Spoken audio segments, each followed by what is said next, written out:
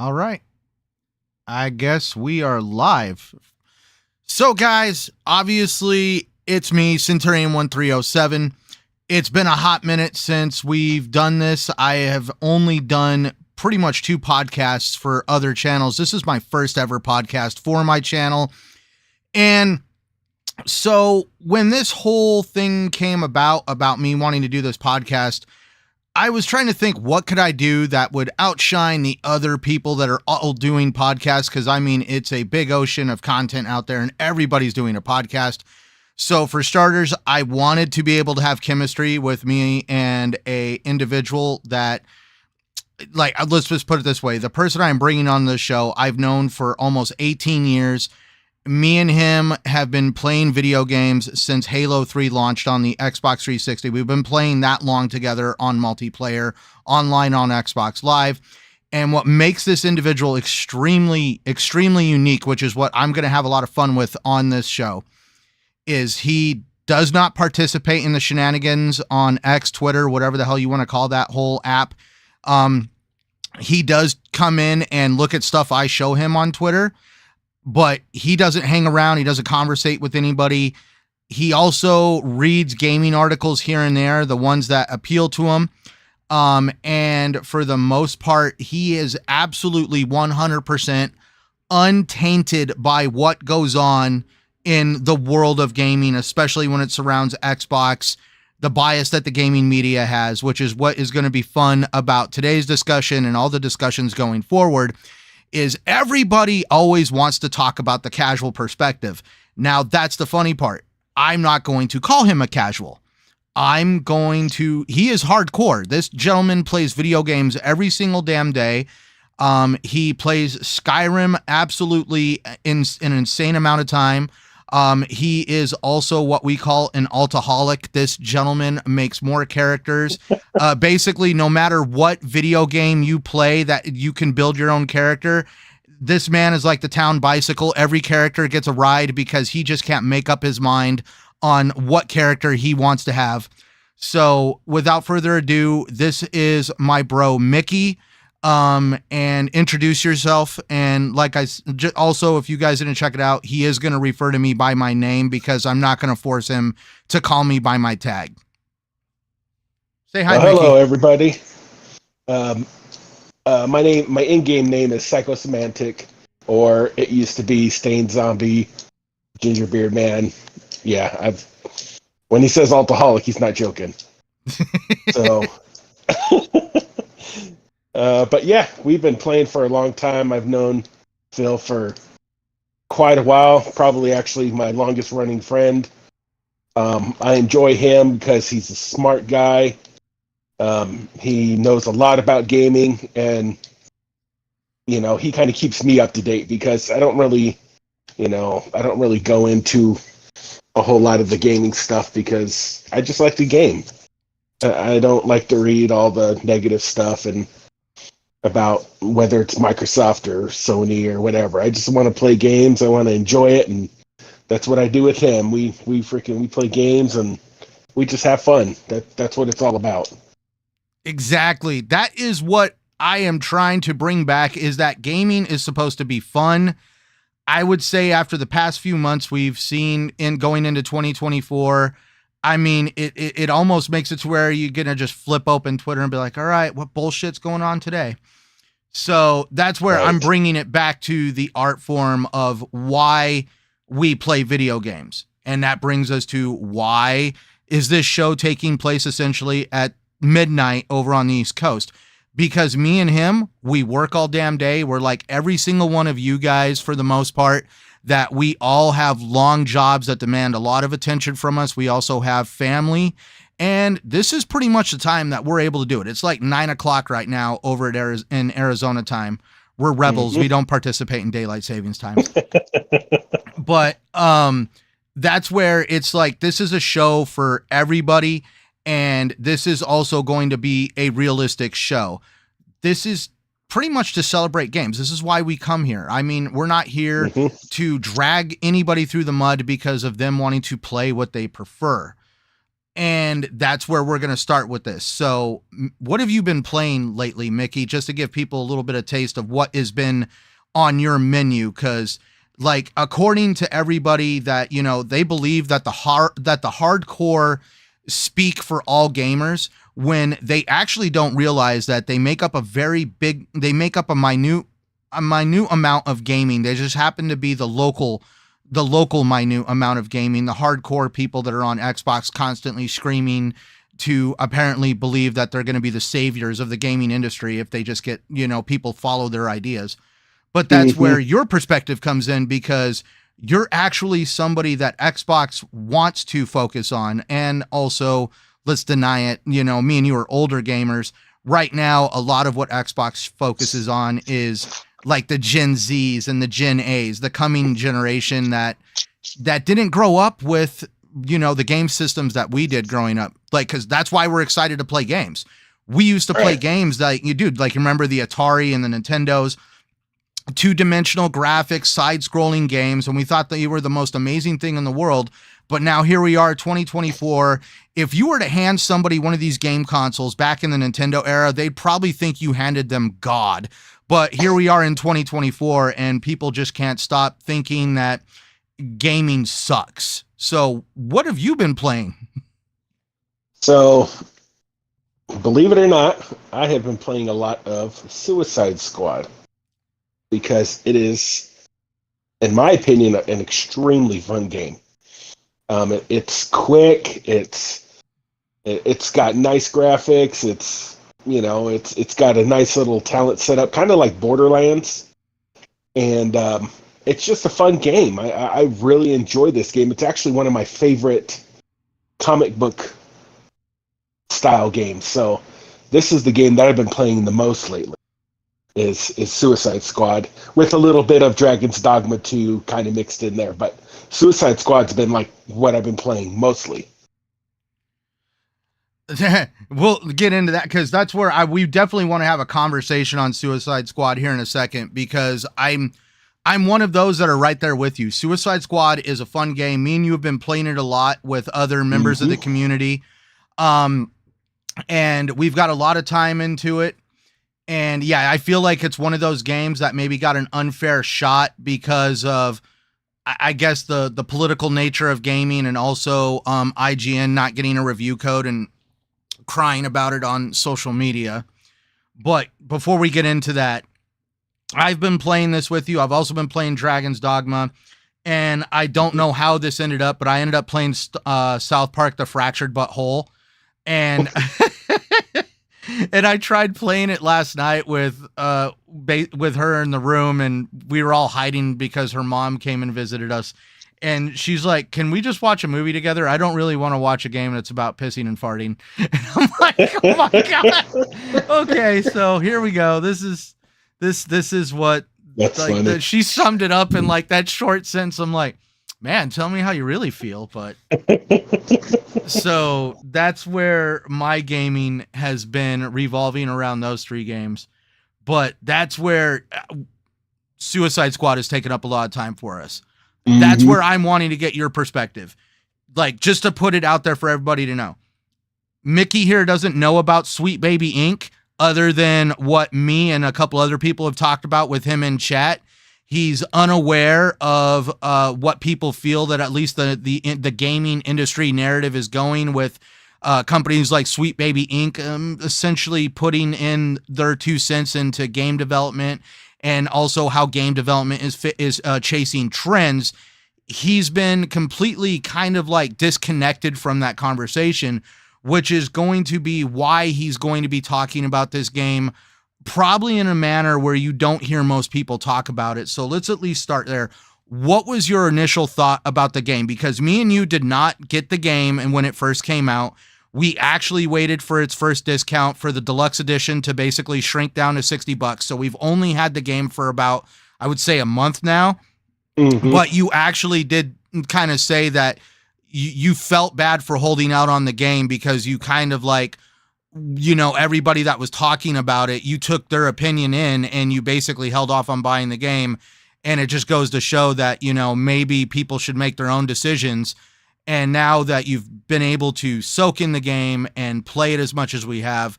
Let's get your opinion now without having all the other political drama that surrounded this game attached to it. Yeah, in the beginning, you get caught up in the distress of what other folks say, and even though I don't really get into that, I did listen, and I was like, well, I'm not sure if I want to get it or not. And then, you and me talked, and you said you'd gotten it, and I was like, okay. And then, I kind of was just like, finally, you know what? It's going to give me another game to play with you too. So I was like, well, let's get it. And that's why you have to make your own decisions on video game when choosing video games, or, because everybody has an opinion, and all the negative stuff, you almost have to kind of just push it out of the way, because it will, if you put your feet into that, it's just going to make you, kind of push away from the game, where it may end up actually being something that you really enjoy. And this game, I really enjoy. We really enjoy. We play it, quite a bit. So it's fun. It's, to me, I love the game. I mean, I really have fun playing it. And it's really sad that, that it's been downed and pushed in the dirt, and, it's face rubbed in poop, and, things like that, because it's actually a really fun game. Obviously, some people aren't going to like it just because, maybe it's not their type of game, but you should really make your own choices on games like that when you've got, media or guides or whatever saying, oh, this game isn't that good and stuff. You just, if it's something enjoyable or something that you might be interested in, just, wait for it to go on sale or something, and then buy it and then check it out. You may be surprised on what you end up playing. And that's what happened with this. I mean, I love it. I really, really enjoyed this game. It's the game right now that I play the most. So, you gotta put that, put those negative narratives aside and just kind of, do your thing. It's about gaming, and there's too many opinions out there that, push the negative narrative. And we just, we've got to get back to gaming, whether it's Microsoft, Xbox, whether it's the PlayStation, whether it's Nintendo or anything else that may come along in the future. Just enjoy gaming, have fun. It's you're going to end up being surprised buying that game that people keep, shooting it like it's a target. And you're like, wait a second, what are they doing that for? Because this game's actually fun. You got to just step up and play it and try it, and you might be surprised. One of the targets of this game was the story. Like, apparently people that was what, so some of the narratives that surrounded it was the story was written in a way to somehow echo things that go on in today's society. And then also, they felt like there wasn't much chemistry between the characters, which, if you really want my opinion, don't get me wrong, this thing isn't the most groundbreaking story in the world. But right. That being said, I feel that at least a camaraderie between the four of them, because essentially they're being forced into this situation. So it's not like they're buddy. They talk a lot of trash to each other, which, I mean, if you hang out with people long enough online and you're really good friends with them, talking shit is just second nature. And that was there. Still, for me, one of the funniest lines is when Gizmo looked at everybody and said, what do I see before my eyes? An assassin, a crazy person, something offensive, and a homeless person. And he just looks at Boomerang. Dude, I feel like Boomerang gets crapped on in this game so much by everybody. And this game has so much humor. It's freaking hilarious. That's another thing that I loved about it, is when we were playing and we just heard some of the stuff they said, and you just start cracking up, because it's just fun. That's, again, something that's just part of the game that makes it fun to play, because it's just hilarious. Now, what was your opinion of how they did the Justice League members that you have to defeat, without getting into spoilers and going into, I'm pretty sure, people have already kind of maybe done their own research if they're interested. But Hmm. do you feel that they made the Justice League members that you have to defeat come off as weak or basically jokes of the characters that they're supposed to be? Personally, I don't think so. I think they did. I like the way they did the storyline, and I won't give anything away, but I like how they produced the storyline of why we have to take them out, and I think I think I don't think they weakened them or anything like that, and uh, I think they did a pretty good job. I mean, could they have done better? Probably, but I mean, from what I played, I liked it. I mean, I enjoyed the story. I mean, it was kind of short, but I enjoyed it. I liked it. I liked how they went with it, and I don't think anybody was weak per se. I think they did a good job. Uh, different characteristics, different strengths, obviously of the characters. So I think they did a good. I think they did a good job. Could they have done better? Yeah, but I still think they did a pretty good job, That in being my said, opinion. they were also able to because everybody wanted it to be like Arkham Asylum, Arkham City, and Gotham Knight, which are the three Rocksteady Batman games that everybody wanted this Hmm. game to be more like without the games as a service tie. But that's where, that's one of those things where whether we like it or not, games as a service is something that is going to be very prevalent in the gaming industry. As a matter of fact, today on Twitter, that's what's the hilarious part about this is like just before this came out, um, this whole thing, basically, there was some data that was basically dropped that showed what games were the most popular over a certain number of years. And when you go and look at this chart, every single system is pretty much the top 10 games on PC and PlayStation are games as a service. When you get to Xbox, there was only one game that was on that list that was not a games as a service, and that was Starfield. But apparently that game can't cut the mustard, even though it's considered one of the top games on Xbox, and it's competing with games as a service, even though it's a Hmm. single player experience. Only Nintendo on their list had multiple single player games showing that they were popular on their console. But yeah, I mean, like the top game on all four consoles was Fortnite. And then, of course, you get in like Call of Duties, Grand Theft Autos, Roblox. That's where it just makes you laugh that, I understand where people's point in contention for games as a service, because we don't want everything to be games as a service, but at the same time, it's what the industry is doing right now. It's the new hotness. And Hmm. that's where you got to take it as it comes. And this is Rocksteady's take on games as a service, but they did tie it into the three games beforehand. They touch on what happened to Poison Ivy. Like that's where like actually like yeah, if you're watching the screen right now, there's actually Ivy is in the game. You're probably wondering how's that possible. If you kept up with the other games, there's a reason why you would probably want to know how that's possible, considering what happened to her in Gotham Knight. No, excuse me, Arkham Knight. Um, and then also it ties into if the whole concept of how is Joker back in the game with the new update because of what happened to him in the Arkham series.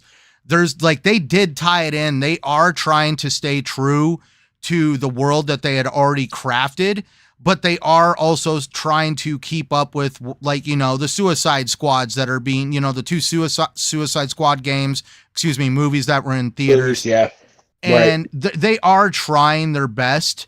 And that's where I'm not going to essentially, knock Rocksteady for essentially doing what was asked of them. I'm pretty sure that WB told them to do a games as a service game, which, I do feel that there's still Rocksteady's combat in this game. It's real snappy. Because you and I put a lot of time in the Division games, the Division 1 and Division 2, And those are really fun games with really huge followings. But those games can sometimes be slow going because it's literally, run from cover point to cover point, shoot, take down enemies, move to a different cover point. It's a lot of cover. It's like a cover shooter. This is the only way to essentially gain health is to, basically shield harvest, getting the character to a point where you can actually harvest them for health. And a lot of times that involves with close combat. So this isn't a cover shooter. This is something where you got to learn to have a good balance between shooting, movement, and action, shooting, melee. And that's where you're not just going to walk into this game and just start mowing through dudes and like a hack and slash or a first person shooter. This game definitely has its own different kind of play style. So going into what I said with the Joker, we obviously just got the update. I'm kind of curious on like a scale of 1 to 10. How do you feel the update did for the game? Because at least for me, I really did wish there was a little bit more story substance when it came to Joker, other than you need to essentially you're dropped into a different version of the city that is in a different universe where the Joker has like decorated it based on his own mental instabilities. And you got to somehow bring him from that dimension back to the other dimension. But there's like no story set up for it. It's like, here's the world and you got to grind till like level 35 to be able to unlock Joker. Or you buy him. Like this dude right here bought him. Yes, I did. Yes, I did. I purchased them because I thought the grind was going to take longer, but to be honest with you, we teamed up with my son and another friend of ours that we play, Blue, and one night, I mean, we just pounded out a bunch of the the fear levels. So we could have just did it that way, but sometimes I just don't want to wait. So I purchased them, but they could have done better. I'd say, I don't know, I'd probably say maybe 6 out of 10. There's definitely a bit that they could have done better. Kind of, like you said, kind of explaining a little bit more of the story. Not doing, not putting a whole lot more grinding, because it's kind of what it is, and it's kind of the same, same stuff kind of over and over. But again, I look at the positive and I'm like, you know what, I still enjoyed it. I still do the levels. It's fun, and especially when we're playing, with friends and stuff. So there's a lot that they could have done better. Obviously, clearly, I agree with you. Again, the story and the grinding. But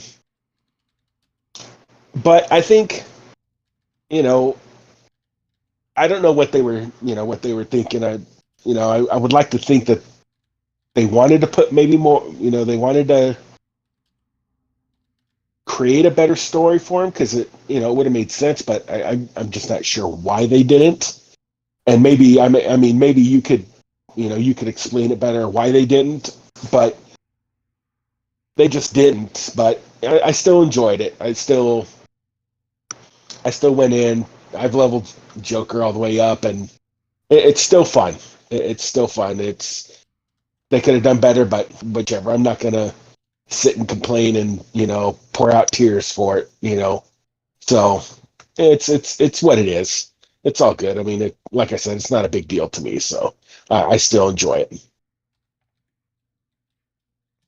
it. That's pretty much the way I look at games. Like, don't get me wrong. It's like you could have a game that everybody considers as trash, but in the proper context, you can have an absolute, a lot of fun with it. Like, we had fun playing Redfall. We've had fun playing other multiplayer games that other people say aren't. Yeah, that got a bad rap on them. Yeah. Yes. Right. Yep.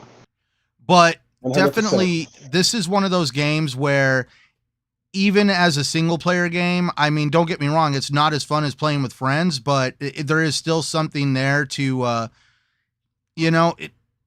let's just face it. I mean, yeah, there is something there for you to play, but it's one of those games where I will be honest, it is a lot funner with friends. But that could also be Agreed. said, like with Overwatch. Overwatch was fun, but if you played it by yourself, it was only so much fun. And Right. this is I one of agree those with other that ones too. that, yeah. But that's where also, the store isn't exactly in your face. The microtransactions for the game aren't anything but cosmetic. Right. But yeah, I feel like Suicide Squad got a major bad rap because, like I told you, IGN did not get a review code. And Yeah. that's why we're going to bring you into that, because that's where we obviously want to have the big discussion of the night. And that is revolving around you pretty much giving some takes on a lot of things that are taking place. That being said, a lot of people want to say that microtransactions have no place in the gaming industry. I feel that I am at least on a mountain fighting for my own space on that mountain. I don't know how many people are trying to be up there with me, that microtransactions have a place when done right. Because, at the end of the day,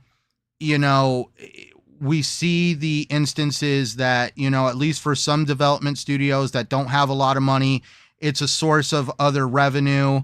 But it's also something that other companies like, the EA, the Take-Twos like to create these transactions to essentially, to try to monopolize, to monetize every ounce of a consumer's pocketbook. And that's where I feel like there has to be a healthy balance struck on the whole situation, purely because, I mean, you told me yourself, you paid for Joker. You're not against microtransactions.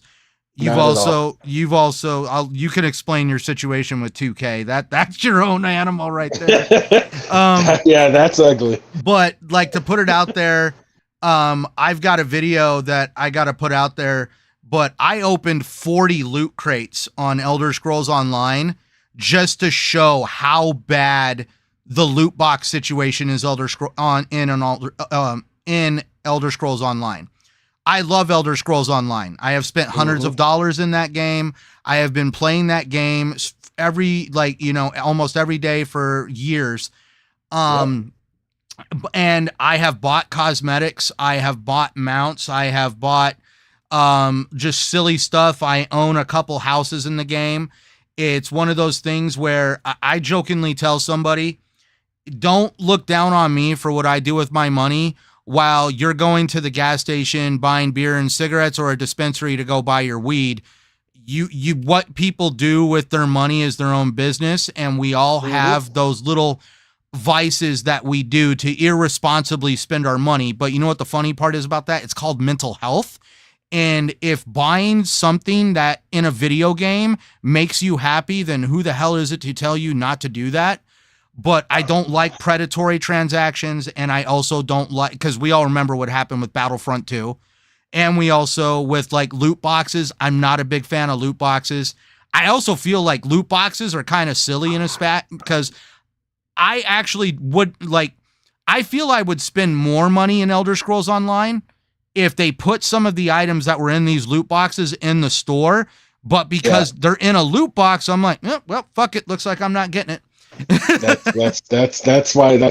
how they get you to spend the money on the loot boxes, for the stuff that you can't get unless it's in a loot box. Yeah. So I see that. What's your stance on loot boxes, being somebody that just doesn't, have a gaming journalist or a content creator in your ear telling you how to feel about them? As far as loot boxes go, if I want to buy one, I'll buy one. If I don't, then I don't. I mean, honestly, that's kind of how I think about it. I mean, most of the time I don't, just because. Well, not just loot boxes in general, microtransactions as a whole. Oh my, okay. Because I know you've invested some money into 2K. Yes, I have. I've spent way too much money in 2K, and that's on me. I've spent a lot of money, probably over $1,000, honestly. Holy. Again, because Phil said, I'm an alcoholic, so I'll create a basketball player and I'll be like, oh, let me try this one. And I don't want to wait to build up the points, so I buy them. And, you know, that's how they make their money. So, but it's my money. So, I mean, why should it matter to anybody else what I spend my money on? And most, you know, a lot of, not all, but most of the you know, the transactions are just suits or gear or something about looks, you know, whatever, or maybe a character or something, maybe to get the character like Joker. But I mean, honestly, why should it matter to anybody? If someone wants to spend their money on it, then they're going to spend their money on it.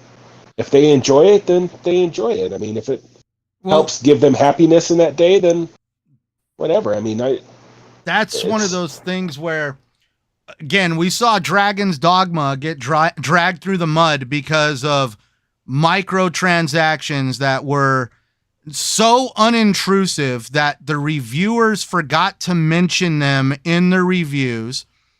From what I've heard, Capcom did mention the microtransactions in the press releases and the press statements that were given to reviewers, but I don't think reviewers really brought them up because at this point, microtransactions are becoming completely commonplace in games.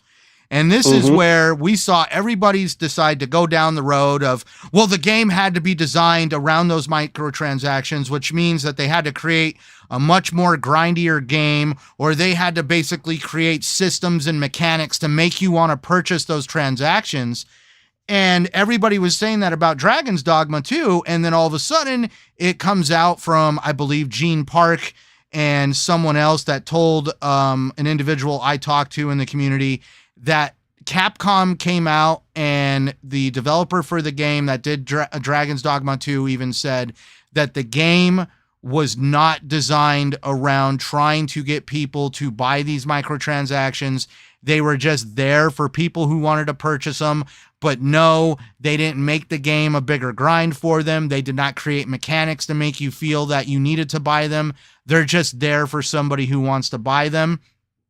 And that's where I just think it's funny that everybody thinks that the minute a game has microtransactions in it, they have to like, I remember like when the reviewers came out and did their reviews and they did not mention the microtransactions and they still gave the game, I think, like high scores. People were mad. They're like, you should have knocked off points because it had microtransactions, when I just really do feel that's a little unfair. Because you're going to do that to every game? Because I know, literally, like you said, almost every game has them. So that means automatically any game with a microtransaction should be an automatic 8 or a 7. You never can reach the 9 or the 10 category. Right. Because if that's the case, then you're never ever going to see a 10 game, because if it's got even a little bit of a microtransaction, then they're knocking points off, then good luck getting a 10 game, you know? So that's just crazy. And I still say that, I'm sorry, but there is a difference between, I mean, to me, charging somebody for a base game and a deluxe version, and the deluxe version comes with extra goodies, that's a fucking microtransaction. It's just shoehorned in a different way. It's basically hiding. That's fair. Right? That's a fair statement. I mean, like, it's essentially like you could buy the game for $70, or you could pay $100. It's kind of like what we got in Suicide Squad. You can pay you could pay $70 for the base game, or you could pay $100 for the deluxe version. Now, we obviously bought it when it went on sale, but that extra $30 got you a couple extra skins and a battle pass token to purchase the first battle pass in the game. And that's the hilarious part, is the battle pass is like $10, where, you know, we've seen battle passes way more expensive than that. Yes. And that's where I don't know.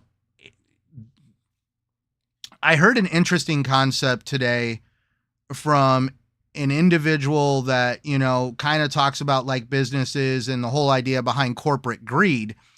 And at the end of the day, we're not going on to the whole conversation of corporate greed, but you can't tell a corporation to start taking less money and paying people more and doing this, that, and the other without giving them options to keep their revenue up. And I feel like microtransactions, as much as we hate them, this is one of the systems that they're using to essentially, at least for smaller developers and smaller publishers, it's a great system for them to be able to generate extra revenue. Because I mean, Yeah, it's and kind it of takes like, money to make games. I mean, right. for the little companies, it that's going to help them to where, and if it's a small company that makes good games, just it's helping them make those games. So I don't see a problem with it. Right. And now, When sorry, you keep go going. ahead, bud.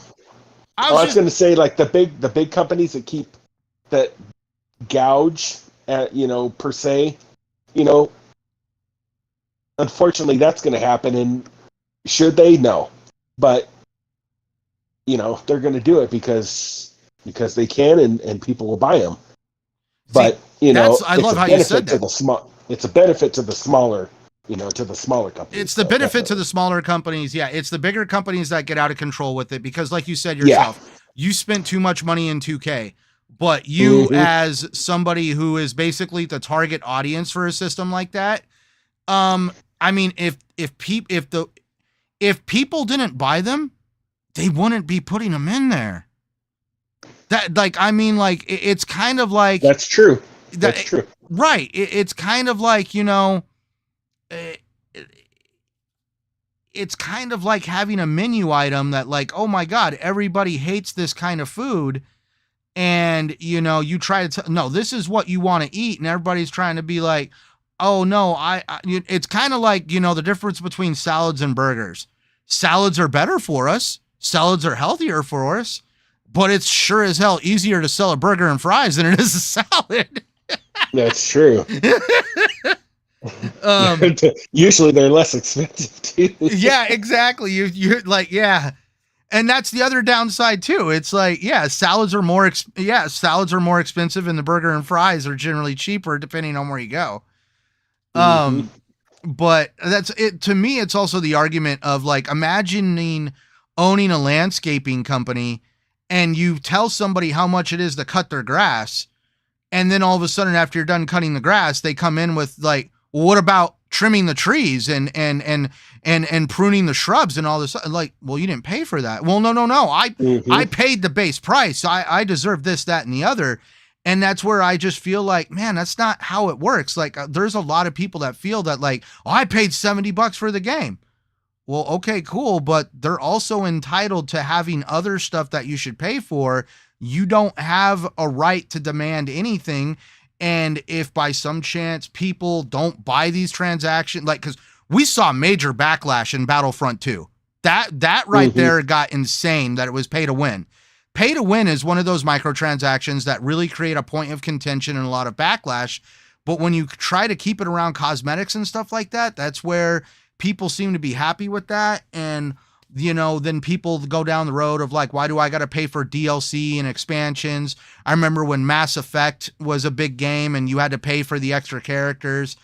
And that's where I just feel that, the developer is free to do with their product that they want. And if people don't buy these transactions, it's a lesson learned.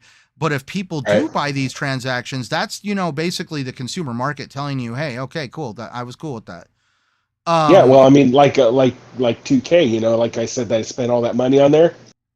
They're uh-huh. saying if I'm giving them $1,000, they're like, all right, that's cool. I mean, if he's going to keep doing that, then we're just going to keep freaking shoving that stuff in their face, because people are going to keep buying it. And that was, obviously that was probably stupid on my part, but it's what I wanted to do. But that's, yeah, they're if people are going to do it, they're going to keep putting it out there, because until people are like, you know what, I'm just not going to do it, then they might have to change their game plan. But while people are still putting the money out for it, for stuff like that, I mean, it's, yeah, like you said, they're going to keep putting it out there because they're making a butt ton of money off it.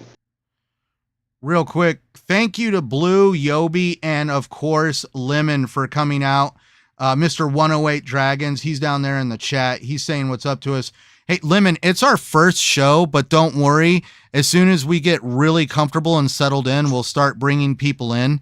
But definitely, we want to have some discussions with you. Those are some of the fun discussions right there. Was when Lemon would join in the chat, and then all of a sudden we get all these back and forth going, and that's some of your exposure to the gaming community is Lemon and Blue and all them. There's a lot of good people out there that I've actually enjoyed that you have brought into like our parties and stuff that I've enjoyed talking to. Blue's one of our dudes. That's one of the guys that we play with a lot, and I enjoy playing with Blue. Blue's fun to play with. He's cool, kickback just like us. So props to Blue, props to Lemon. We've talked to him a few times. Lemon's been awesome, great guy. So and all the other guys that that I don't remember, unfortunately, and I apologize, but you guys are cool, enjoyable, and yeah, we'll definitely have some fun with that. But getting into the main topic, because this is where people are going to get into the fun part. This is why I wanted to bring you in. So let's just dive into it and just kind of get it out there. We've seen the absolute shit show that is on social media and pretty much the gaming industry as a whole right now. Now that's where I understand that the gaming industry right now is in a crazy state of flux. Let's just start with your opinion on at least the layoff situation. I wanted to get in, like I said, you have not been tainted by any of the stuff that comes out of social media and journalism as a whole. We know that the gaming industry right now is in a very horrible spot, especially when it comes to the job situation of what's going on in games. There's been more layoffs in 2024 than there was in there has been more layoffs already in 2024 than there has been in the entirety of 2023. We've seen studio closures. We've seen a whole bunch of shenanigans going on with a bunch of different publishers. And that's where I just feel that, at least to give some insight on how I feel and what you think, I feel that the gaming industry did not pace itself correctly when the pandemic happened. They just saw all this money on the table.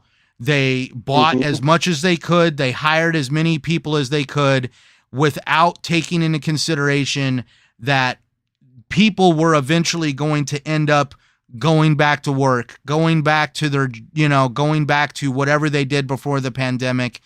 And now we're just seeing this huge drop off in gaming, and a couple of gaming journalists have even tried to somehow string it that only Xbox is having this huge drop off in player base, when we've also seen PlayStation have to dial back the numbers that they said that they were going to sell, with the units that they were going to sell with the PlayStation 5. And they were like, oh, oops, we kind of overgauged that, and now we're going to dial that back, which basically led to them losing a lot of money in stock options.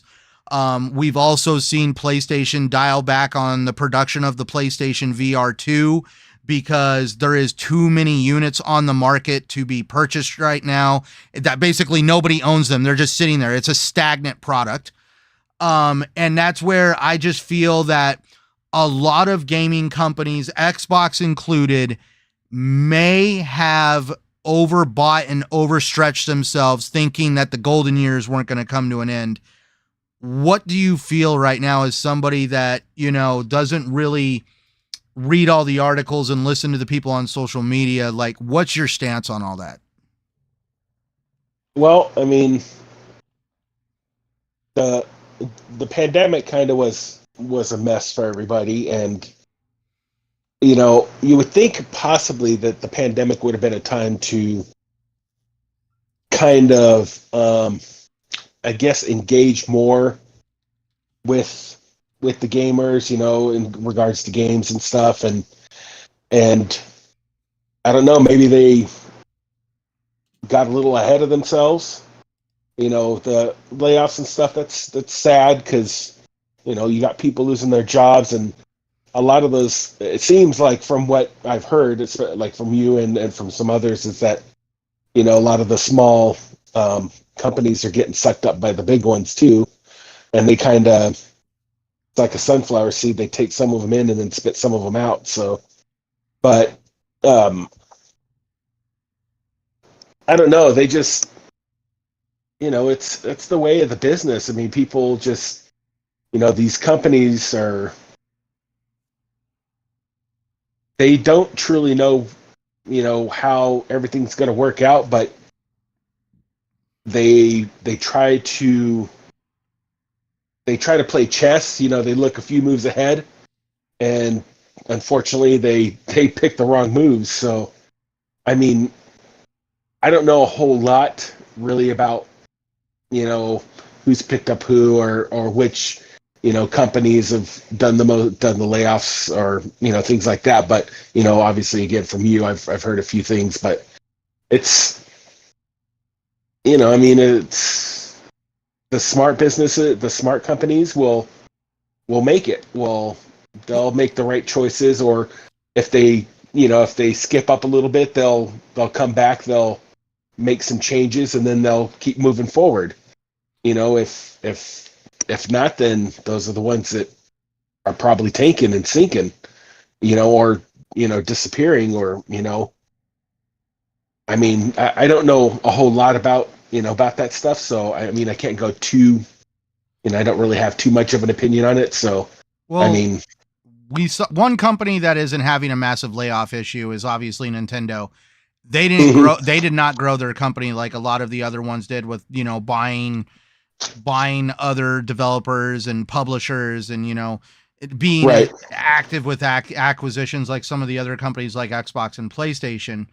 That being said, everybody always wants to say that it's corporate America that treats people like they're disposable, but even in even in me and your jobs, and we work for small businesses, we actually see it happen even on a small business scale, where business owners will sometimes treat their employees like, I hate to use the word disposable, but as essentially as something that you hire when needed and get rid of when they have basically served their purpose. And that's where I just really feel that, I feel like everybody projects the way they feel onto these major corporations, when I feel like, why I think it's a bigger problem as a whole, at least in the American economy, on just how easily people come and go in businesses. Like, people, like, a lot of companies don't really recognize or appreciate the value of having a loyal employee. That's fair. Yeah, absolutely. But going into buying, what did you think when Xbox was going to buy Activision? What did you somehow seem to think you were going to get like a bunch of free games? Did you think you were gonna, that the console war was over, that Xbox was gonna make Call of Duty exclusive? You, as somebody who is a realist, did you think for 1 second that even Call of Duty was gonna go exclusive? I didn't think so, only because of how large it is, and even with Microsoft inheriting it or purchasing it, whatever, it just would have been hard to think, if you're pulling it away from Sony, the Call of Duty series, that's just a lot more money that they're losing. I mean, really. And it's a lot of people that you're kind of pushing away too, and I know that Microsoft, and Sony have that, whatever they've got going on, which is ridiculous in its own, but, or the people for both sides or whatever, but it's just, I didn't think that it was just going to go straight Xbox. I figured it was going to still stay, at least, I mean, I was probably thinking at least a 5-year plan, where it would stay with Sony. I didn't think that a game that large Microsoft would just pull it to them, and and as far as I know, they didn't. Correct? Like it's still Sony's going to be able to play it. Oh yeah, no, Sony's going to have access to Call of Duty for at least 10 years. Okay. But I guess where this conversation is going is we just just today we saw that Xbox was going to have a pretty, what their community is referring to as, or at least the loud vocals on social media, that apparently Xbox for the month of April is going to have a very mediocre offering for Game Pass. And that going in that you have what, Game Pass Ultimate? Uh-huh. So there's always a lot of discussions on this game, what needs to be in Game Pass. Does there always need to be a banger going into Game Pass? But that's where also, your perspective is totally different, because one of the games that's going in there is Lego Drive. I want to check it out because I've been playing all the damn Lego games that have come out. So I'm like, hey, it's in Game Pass. So I'll be able to finally demo it and see what it's about, because there's not even a game trailer for it on the store. But everybody seems to be focusing on that Game Pass needs to have something to attract you every single month. But that's where I have to laugh. Like, I don't see Netflix dropping content constantly into Netflix that makes me want to tune in. Mm-hmm. I still have my Netflix subscription. Apparently, the way people really feel is if Xbox doesn't put something in there to personally attract them, that basically the service is going to fail because of it not being something that's attractive. And that's crazy. And that's where I'm just like, you're gonna cancel your subscription because of what you consider one paltry month, because either A, you played the games that they're already putting there already, or the games just don't matter to you. And I have to chuckle because, next, actually pretty soon, I think we get Hellblade pretty soon. Hellblade 2. There's always stuff coming and going out of Game Pass. There's even games that are shadow dropped into Game Pass. But it seems the main contention around, the main narrative around Game Pass is they always got to be doing something to put something in there that's going to be like, going to make you be like, oh my God. And then also the narrative around, why isn't Activision games in there yet? Why isn't Call of Duty games isn't in there yet? It seems like, dude, could you imagine back in the Xbox 360 era where I could tell somebody for $15 a month, you're going to have access to hundreds of games? It would have been a mind-blowing concept. But now it feels like a lot of people are walking around with their damn handout of give me more, mine, I want this, I want that. And it just can't, it just feels that at this point, there's a majority, I don't want to say a majority, but there is at least a group of people on social media that are trying to build mountains out of molehills, that apparently Game Pass is not this great service, considering we're in down times right now. There's not a lot of money going around. We just talked about layoffs and the way the economy is going. So to have access to a bunch of games for $15 a month is like a godsend for some people. And now, but also we also keep hearing the silly little narrative around Activision games and Call of Duty when I told you a lot about what went on with the Activision buyout between Microsoft and Sony, the CMA over the Consumer Markets Authority over in the UK, the Federal Trade Commission here in the United States.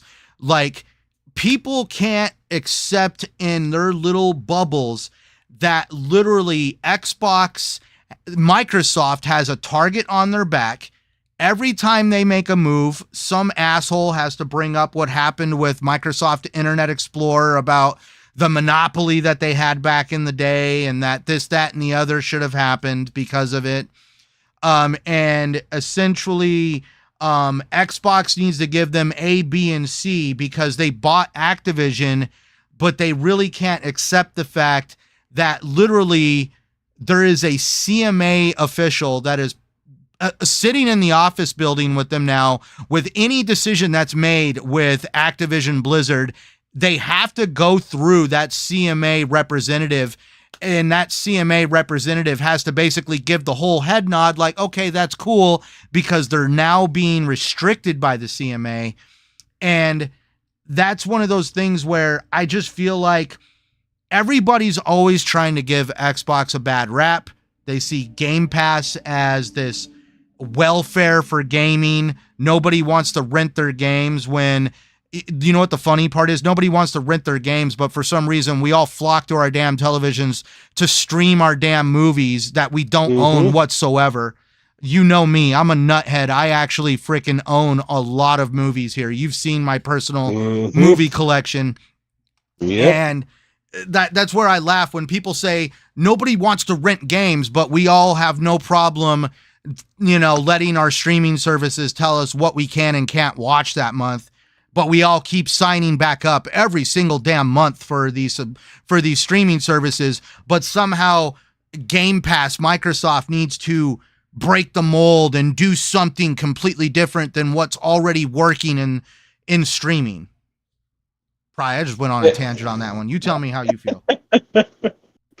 Well, as far as Game Pass goes, it's I don't know why people would even argue with it. There's a ton of games in there. There might be games in there that you want to play. There's going to be some games there you don't want to play, but you have a vast choice of games to play, and it's a great service. They switch games in and out, you know, periodically, so it's not just the same old stuff all the time. It doesn't make sense to me. There's too many nitpickers out there that just want to bitch and complain about something.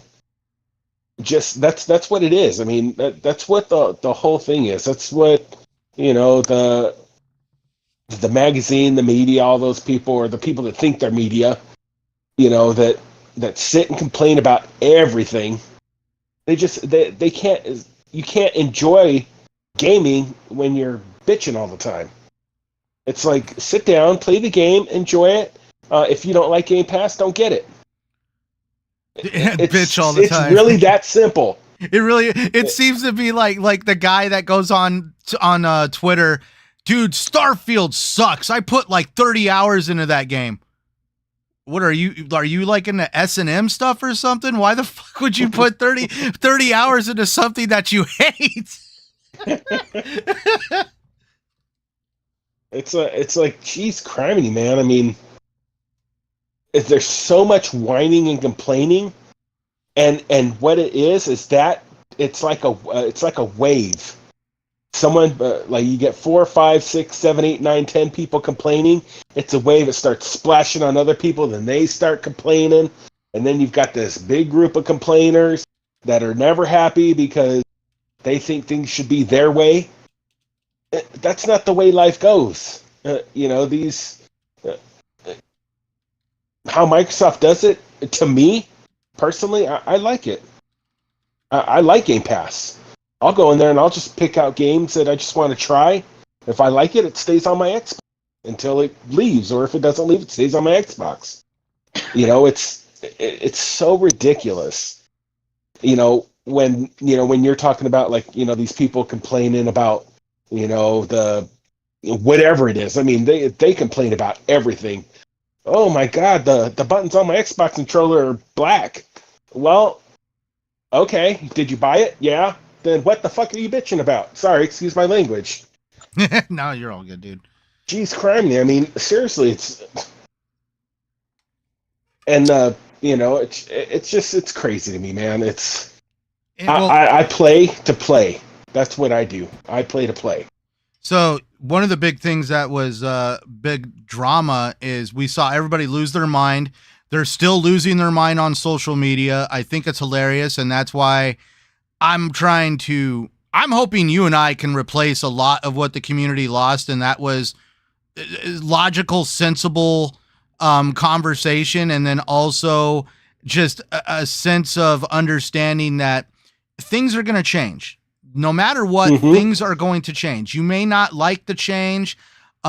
Do I like, there's a lot of things that take place in this world every single day that I don't agree with, that I just have to accept that maybe things are just changing. Mm-hmm. And one of the big changes that people can't wrap their mind around is everybody wants to feel like I bought a game console. I spent $500. I spent $70 on this game. I'm an investor. No, you're not. You're a consumer. And an investor is somebody who actually, that's where they give money to the corporation, and the corporation has to give them value back.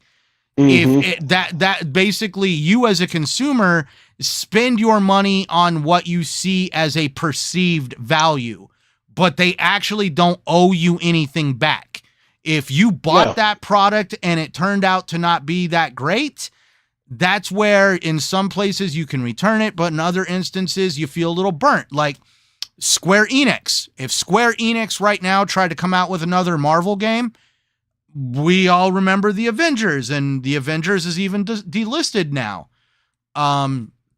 Would we all be flocking to buy another Marvel game from Square Enix? Probably not.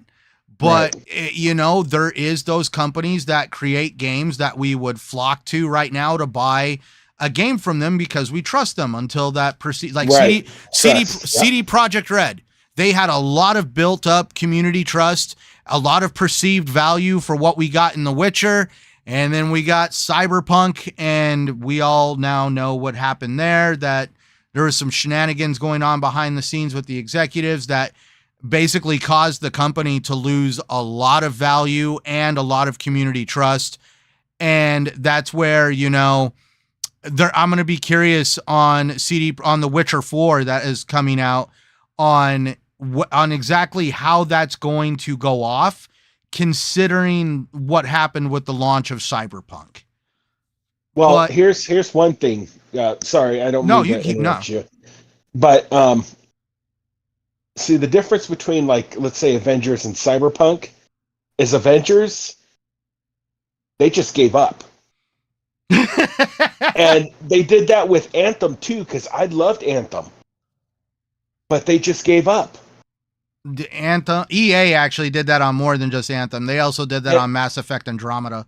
Yeah, EA is one of those companies that's full of shenanigans, but still, like Anthem, they just gave up. Avengers, they just gave up. Cyberpunk, they were like, okay, they actually attempted to work on it, and it actually has.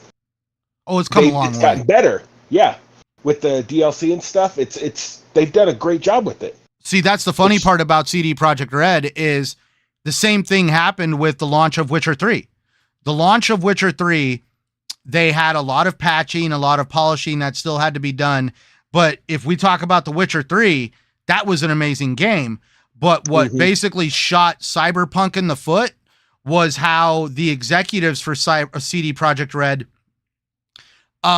gave content creators pre-rendered footage as part of their media package. They weren't allowed to use a lot of their own recorded footage. And most of the footage that was allowed to be shown, that was you weren't allowed to record the game off of an Xbox or a PlayStation. It had to be recorded off of a PC with certain specs, because they were trying to hide the fact that the game was an abysmal mess on the PlayStation 4 and the Xbox One. Basically, the game required too much power of the Xbox One and the PlayStation 4. That's why when you go play the PS4 and the Xbox One version of Cyberpunk, there's very little NPCs walking around on the roads and stuff like that compared to. That's crazy. Compared to the Xbox, because they couldn't keep up with it. Oh yeah, there was a lot of issues because the game was really meant to work on like an SSD or an NVMe hard drive, and it really had some issues with mechanical hard drives.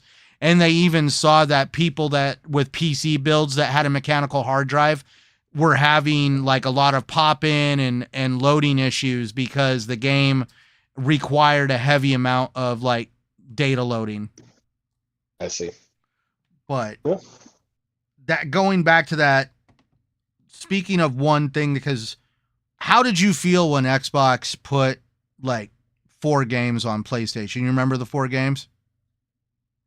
I don't remember them right off my head. I'm sorry. So no, you're fine. We have Sea of Thieves, we have Grounded, Pentiment, and Hi-Fi Rush. Those were the 4 games that were put on PlayStation.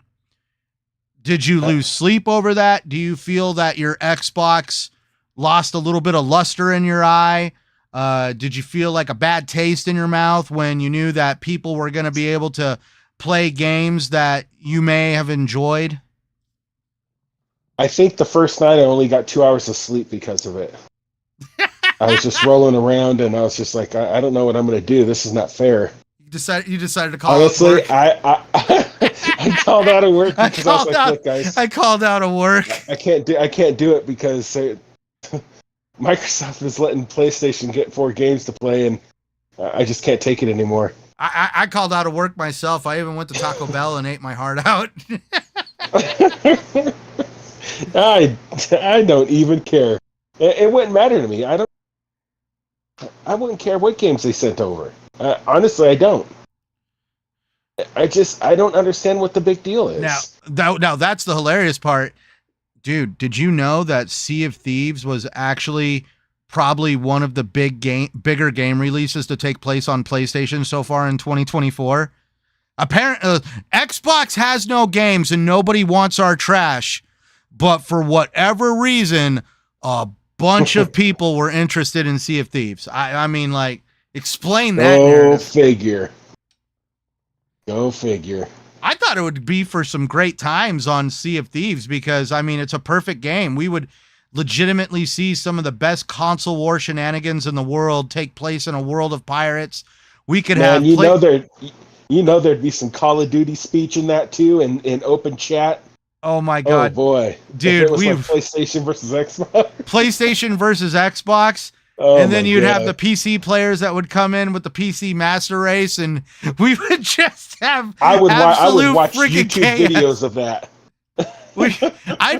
I'd probably log into the server just to go to the island near where they're fighting with the freaking the telescope and be like, "Yep, they're definitely fighting it out over there." I'd request Sea of Thieves be able to put bags of popcorn in there so you could sit on the island, sit down, and eat popcorn while you're listening to the chat. I'd be over there just would be like, somebody came and be like, "Whoa, I'm just the camera crew. I'm just recording this for YouTube. You guys just do what you got to do. Just let me record it." Oh, that would be hilarious. But yeah, I don't care. I mean, why would I care? I mean, do you know of like that's because I mean, like, apparently we're supposed to be all disappointed in Xbox for doing that. Do you think that Xbox would ever stop making game consoles? Man, I can't predict the future. I mean, who knows what kind of futuristic things they have, you know? Consoles in the future might be just a little chip or something. Does that worry? That worry you, or do you feel like Xbox is going to steal your games? No, I'd like to think they're, you know, I mean, I'd like to think that none of the companies are going to steal the games, because that would be a backlash on a whole nother level. So I'd like to think that no. Clearly anything could happen, but personally, I don't think so. I think I think they'll keep going. I mean, they're a big company, so I don't foresee it anytime soon.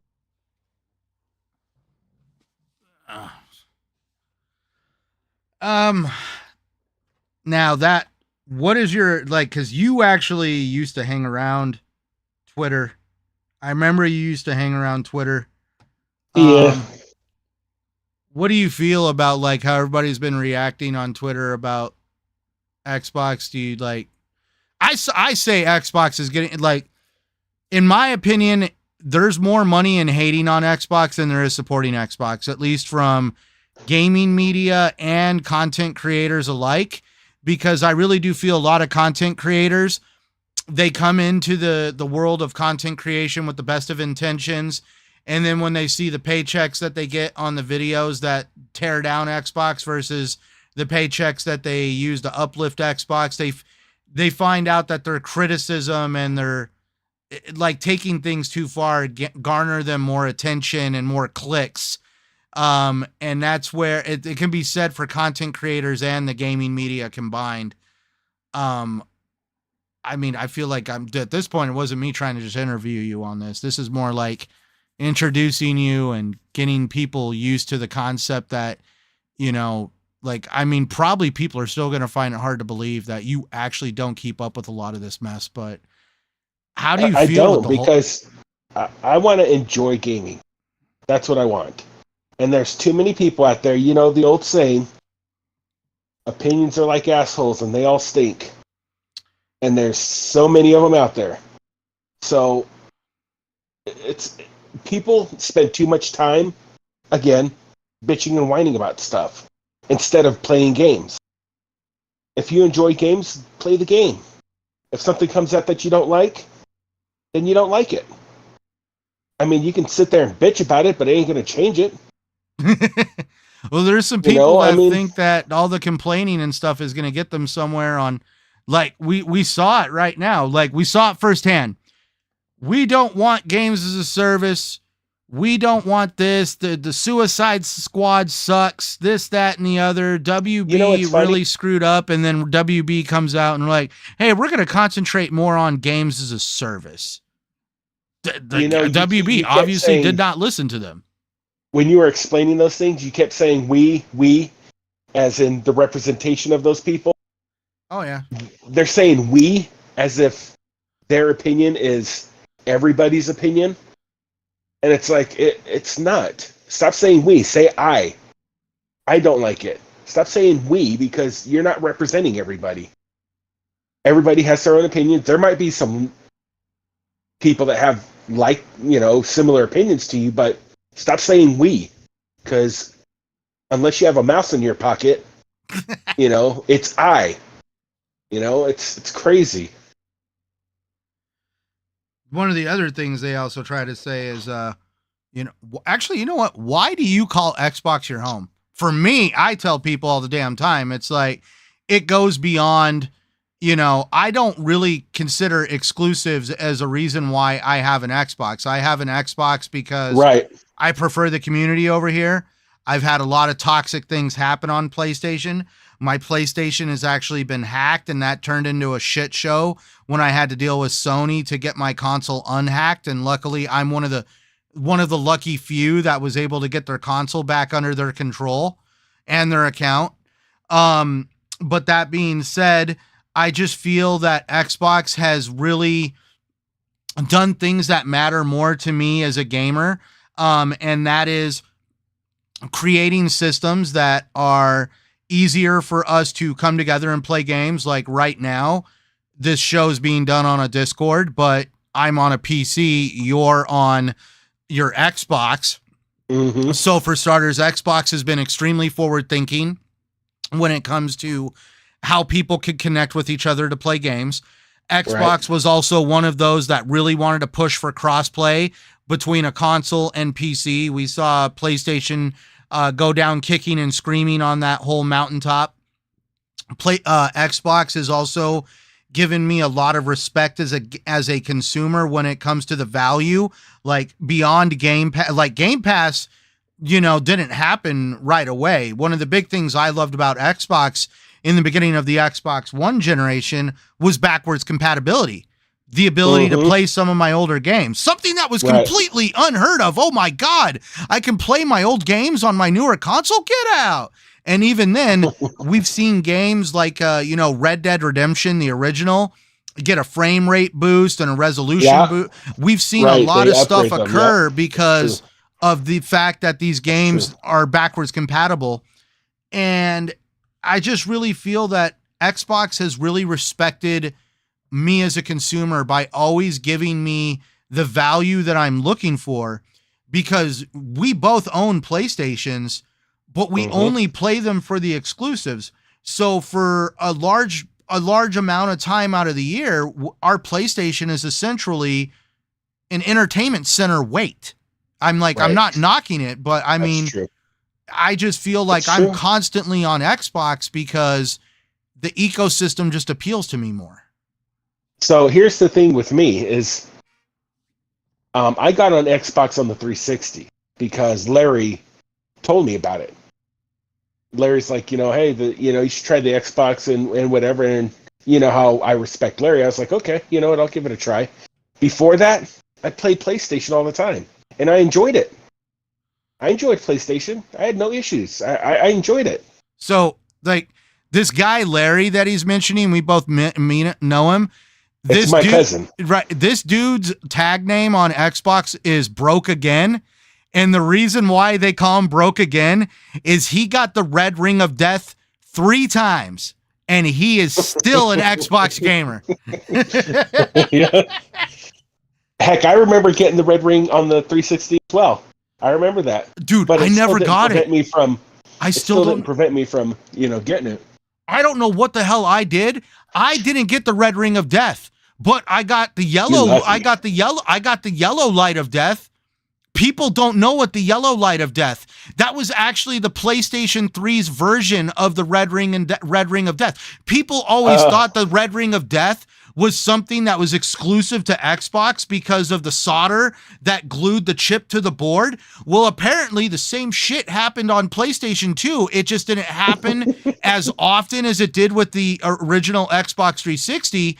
But dude, that was a mess. But it happened to me. I didn't even know the light could turn yellow. It was always blue or green. But apparently when the blue and the green come on at the same time, it makes it turn yellow. And I still remember the day I was playing a game and all of a sudden the console let out this god-awful beeping noise and this yellow light flashing on it. And I'm like, what the hell? I had to go on the internet and look it up, and it's all like, oh yeah, the solder between your CPU and the board is done. And basically my PlayStation 3 took a crap. Dude, I remember when I sent the Xbox 360 in, the UPS guy was like, yeah, we're getting a lot of these. Because it was like when they came out and they were, dude, they had so many going back. But, they recovered, whatever. I got one that finally went. Shoot, that was when me and you first started. When you said when we played Halo and stuff, that was so much fun. So much fun.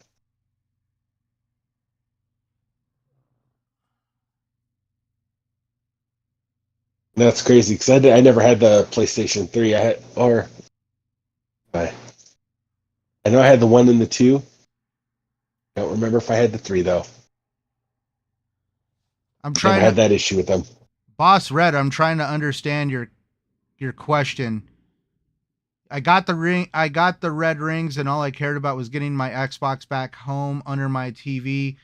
PlayStation 3, what name? So I'm trying to please, trying to decipher it. I'm trying to decide, but I mean, when you're in a chat, even I have problems. Yeah, see, even Yobi's saying that, yeah, Lego 2K Drive is already in Game Pass, so tonight after the show, I'll have to start the download on that because I want to check it out. I'm a sucker for Lego games. There's very few games I have not played that were Lego games. One of them is The Incredibles, but that's just because I didn't even want to watch the show, but I've played all the damn Harry Potters. Hell, I even went back and I've got Lego Lord of the Rings. I've got an Xbox 360 behind me, and that's the hilarious part. In the past 6 months, I've bought more Xbox 360 games than I have in a long time. I'm getting back into the older style of gaming just because I feel like because of what's going on in the industry today, I have a little bit more appreciation for what they were trying to do back then. And that's one of the, like we were just talking about, that's why we just really feel that at least Xbox is we say from here. Oh, I get it. Yeah. A lot of people don't know it, but yeah, look it up. PlayStation 3 Yellow Light of Death. It's actually a thing. They actually call it basically it's called the Y load. It's YLOD, a Y load, and yeah, the PlayStation Yellow Light of Death. I didn't even know it was a thing. The only thing that wouldn't overheat the console was streaming Netflix, unless you left it on for a few hours. But yeah, the minute you put a game in that thing and tried to spin up a game, the console would just crash. So, and another reason why I bought the Larry obviously was a main reason, but I remember Gears of War. And I was like, "Ooh, that looks cool!" Dude, and that song that they played with the commercial was freaking amazing. Yes, all around me are familiar. Don't get too in depth. I don't want. Don't get. Oh I my don't want god, to that get was a copyright. so awesome. I was like, oh, that's so awesome. It was so cool. Dude, I feel like, I just a few years ago we had Xbox use a DMX song. X gonna give it to you. We've seen a couple. We even I forget what game it was, but we also had oh my god, I forget his name. It was a song with Little John. Trick Daddy, where they used the beat from Ozzy Osbourne's Crazy Train, called Let's Go, and they use that.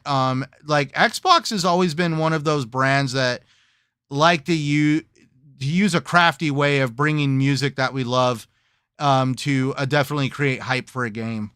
And yeah, like, I remember playing Gears of War with you. Dude, thinking back in those days, Dan, makes you realize how old you got. Freaking. I'm a 46-year-old gamer, and I've been gaming a long time. See, I'm only, like, that's what I mean. I'm 38, but I still feel that, I was too young to really experience the Atari generation. But I still ended up, I grew up in that household where my grandparents gave me the Nintendo. My dad saw that I enjoyed playing video games, but he also didn't make all the money in the world, so he got me an Atari. So I'm playing Atari at my dad's house and Nintendo at my grandparents' house. And obviously, I prefer the Nintendo crack over the Atari crack. Of but course. Still, but when I think about it now, I appreciate my dad giving me that Atari, because I was able to really get a hand on what video games have been like from Atari to Nintendo. I skipped Super Nintendo. I didn't get into the Sega stuff. I got into Nintendo 64, then the GameCube, and then eventually I got sucked into PlayStation 2 and Xbox, and it just went from there. That I've been through a lot of. That's the one thing I want to bring back to video games, at least for me, is mental health is a big deal for both Mickey and I. We understand for what it is for people who want to battle their own demons or want to have a disconnect from this world. And that's one of the big reasons why I'm having my issues lately with what's going on in the community, with people trying to drag everyday drag the drama. We play video games to escape drama, but for some reason they're wanting to drag a large amount of drama into playing video games. And that's where, at this point, it's like, I understand someone's take, like when they felt like, oh, Xbox didn't need to put these 4 games on PlayStation, blah, blah, blah. And I was just like, I remember putting this on social media, that you're entitled to your opinion. You're entitled to voice your opinion.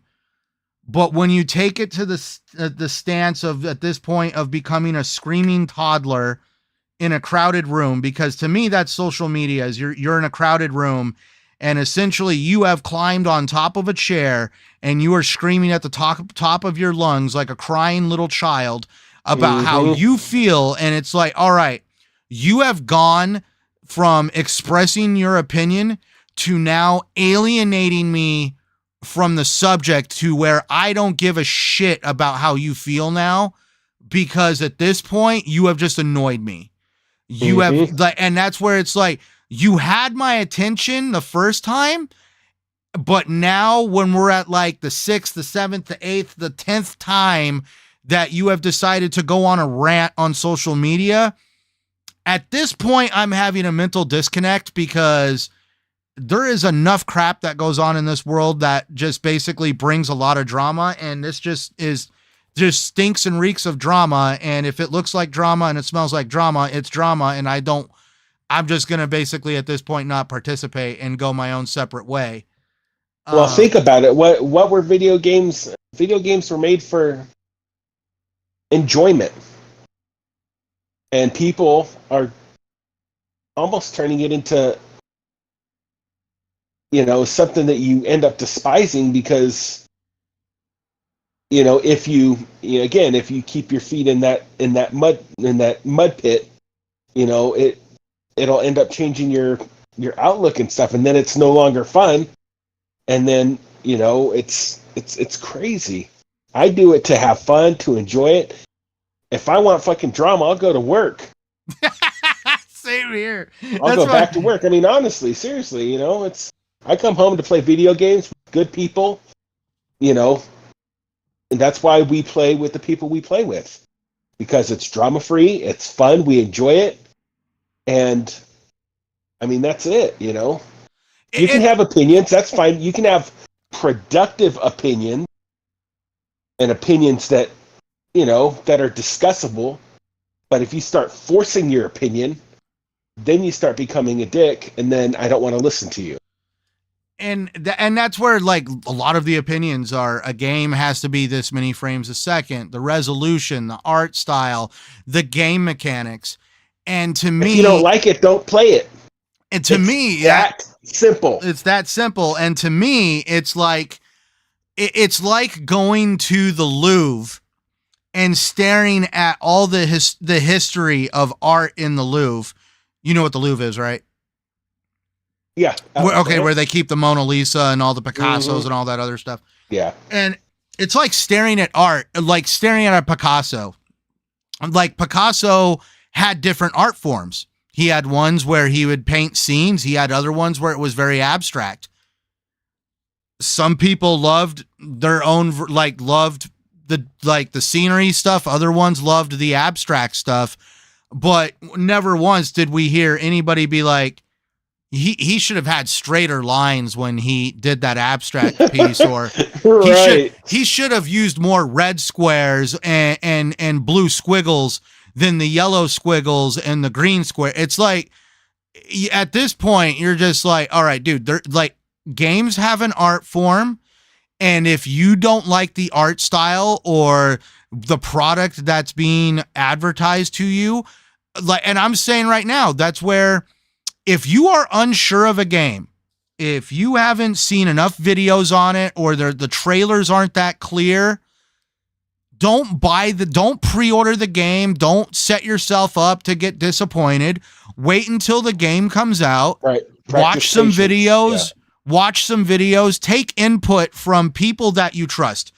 Don't take input from the gaming media, because we obviously saw IGN write a bunch of hit pieces for Suicide Squad because they didn't get a review code. And do you know what the funny part is about that whole situation at IGN is they got called out. Apparently they embarrassed WB, the gaming division. They made some things look bad in some kind of an event, and to show that WB wasn't to be like somebody that's like, oh, hey, it's okay.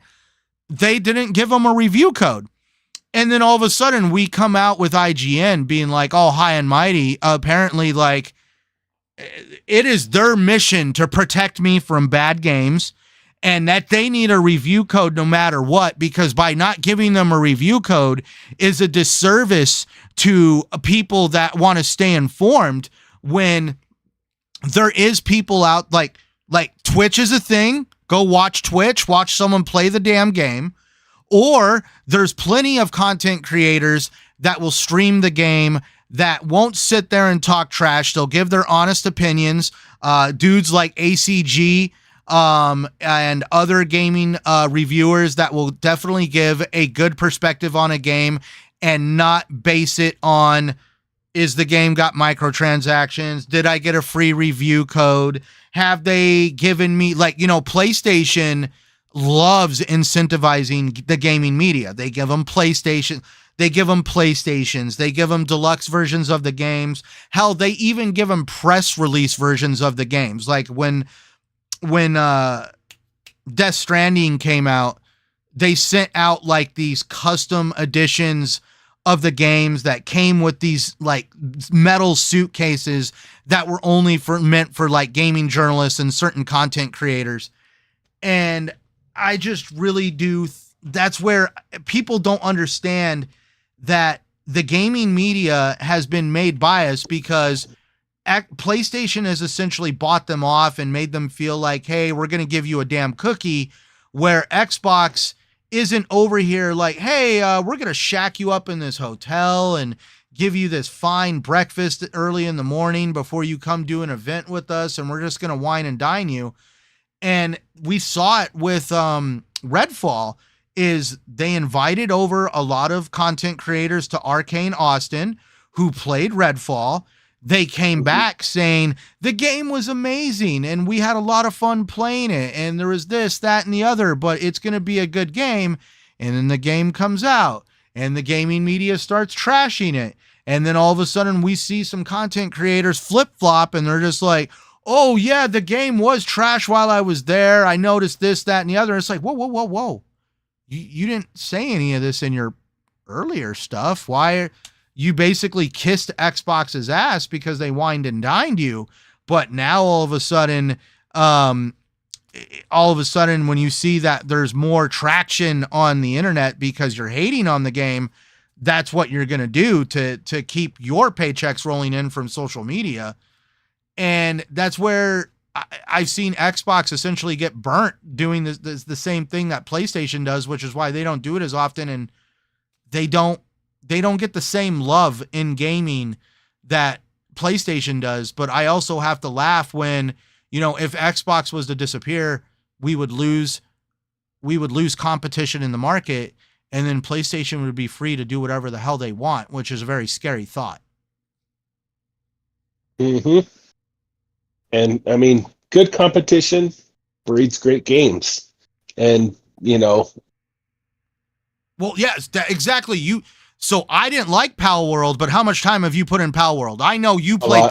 I know you and your wife are playing Pal World a lot. Oh yeah. I didn't get into that cup of tea, but that's what I mean. Like, you love Pal World competition. Like, so far this year, we have seen AA games do better than do better than the AAA games that are coming out.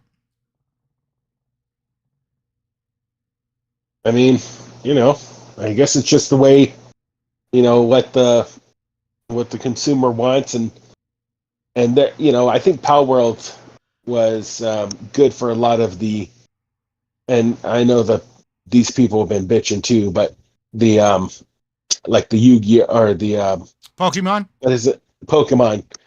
I guarantee a lot of the Pokemon, people that are really into Pokemon play Pal World because Pal World is better than the Pokemon games. Oh yes, regretfully, Nintendo. I don't play the Pokemon games, but I do chat with a couple people that do play them, and apparently Pokemon has been a horrible disappointment for the past few years for the Pokemon lovers, because they even say, like, to this day, a Pokemon game, and the Pokemon games don't have the whole array of every Pokemon that's in the series. You got to buy individual games to basically get the Pokemons you want to have, and there has been a lot of disappointment with Pokemon. Well, I mean, Pal World did it right. I mean, well, and that's the other thing too. In my opinion, I just and everybody we got Christopher Deering on that interview with GameIndustry.biz saying that a lot of publishers are considering skipping Xbox because of Xbox putting games on other platforms. They wonder that, why are they wasting their time? And he gave no context over which publisher or developer he was talking to. It's more like, that whole thing of, like, air quotation marks, I have sources that want to remain anonymous. And that's why I always tell people my source is my cat. Yeah, it sounds like they stepped in some bullshit. But and that's where, you know, try like, oh well, Xbox's gaming is down, dude. All of gaming is down. Why the fuck do you think they're having layoffs? And that's where, man, I totally lost the thought on that one. But that's where with Xbox, it's just, I get a little frustrated at the fact that literally, I mean, when you have two conversations, it could go like Xbox. It feels like it's graded on a curve, and that is for sure. Yeah. But all right, well, I guess this was a good, first time, your first exposure to being on YouTube and my first podcast. So for all the people that definitely tuned in, also catch us on the replay. I really look forward to seeing you guys a lot more often. We're gonna be here every Wednesday night. Obviously, we're gonna get more and more in the habit of just shooting the shit. This first episode was more just to introduce Mickey break here, the ice, but also you could go on my channel right now and learn a lot about me. This dude, there's no YouTube channel. If you find him on Twitter, he's going to be talking about football, and that's when I go tone deaf and I just start staring at the ceiling and drooling.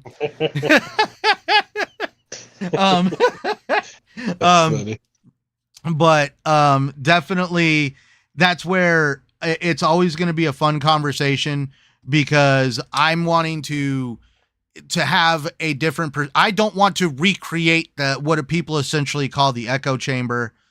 That is where going forward, we're going to have a lot of fun. Some nights we're going to do what we're doing right now, where we just have a video playing. Like tonight we had some Suicide Squad going on. I kind of did stop it in the middle of when I realized, I was like, ooh, this footage is getting a little heavy on some spoiler crap. So I'm just going to switch it over to a different video. Yeah, I'm like, I'm going to switch this one. But that being said, there will be nights where me and him are going to be playing a multiplayer game, and we'll just stream the footage straight off of my computer as we play and have the conversation.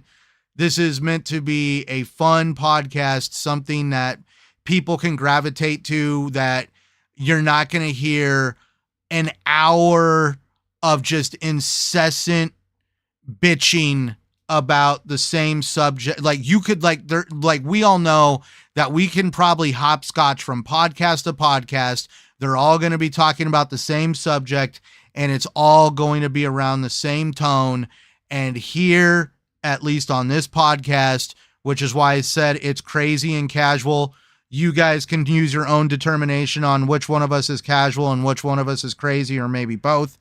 But this is more of a podcast to have fun and just degaff. Don't give a fuck. So I look forward to seeing a lot of positivity. Exactly. But I'm not going to be over here with a guitar singing Kumbaya, peace, love, and happiness. I'm going to be over here just, we're going to be over here telling it like we see it. Like if it looks like a turd and it smells like a turd, it's a turd. Sorry. But. And for everybody that hung out with us tonight, we appreciate it. Thank you so much. I know a lot of you guys don't know me. A few of you, have played with me and stuff, but thank you for hanging out. We really appreciate it. And, we hope that you guys are our Wednesday, hangout. So no problem. We really appreciate that. And that being said, me and him are always on Xbox. I'm not one of those that locks my parties. Obviously, if 1 million people showed up, I would have to lock the party, because I don't want to get sensory overload, because I've been in parties with 15, 20 people, and it's it sounds like a school. It can get crazy. It sounds like a school cafeteria. Nuts. But our parties are always open. If you see us on there, feel free to come in, say hi, hang out with us. Absolutely. But that also being said, if you come in running your mouth, just know we live in Phoenix, Arizona, so we know how to run our mouth back. Remember, fun and positivity. That's what we want. So It's going to be the same in the parties too. We joke. If you don't like cussing, you may not want to join the party, because there will be cussing, but We do. I mean, we have fun. We get goofy sometimes, and it's fun. It's fun.